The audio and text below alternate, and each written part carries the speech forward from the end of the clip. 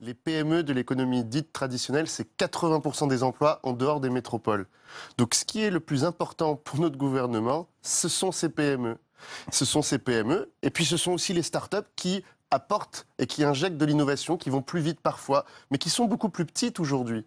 Donc c'est très important. Et moi, dans mes priorités, c'est extrêmement important d'avoir à la fois une politique de soutien aux startups, où on a un secteur émergent, mais qui ne représente pas encore beaucoup d'emplois, mais de plus en plus, et qui est une annonce de l'avenir, qui est une annonce de notre capacité à nous aussi avoir nos géants de demain, qui est une capacité aussi à nous d'aller loin dans les secteurs de l'innovation, sur l'intelligence artificielle, sur la robotisation. C'est important qu'on maîtrise ces technologies en France.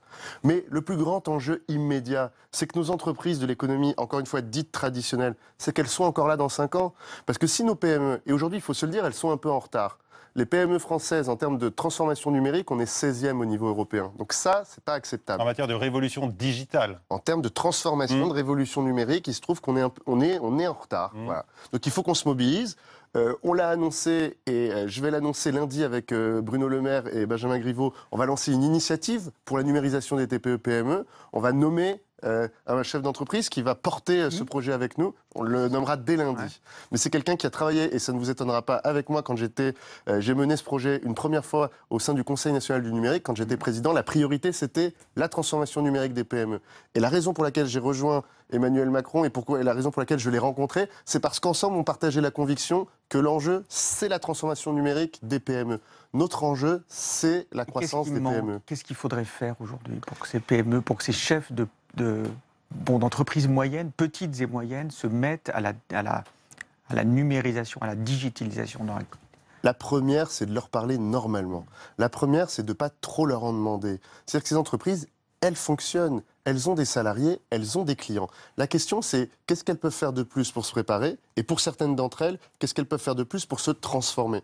Mais avant de faire l'innovation, avant de créer des nouveaux produits connectés, avant de transformer sa chaîne de production Industrie 4.0, juste avant, il y a par exemple vendre plus sur Internet, vendre plus à l'export, créer plus de valeur grâce au numérique, pour conserver les emplois, pour conserver la valeur sur les territoires. Conserver l'emploi, vous dites, mais est-ce qu'on est sûr que la révolution digitale, donc, que vous voulez effectivement maintenant transférer aux PME, ne va pas détruire plus d'emplois qu'elle va en créer?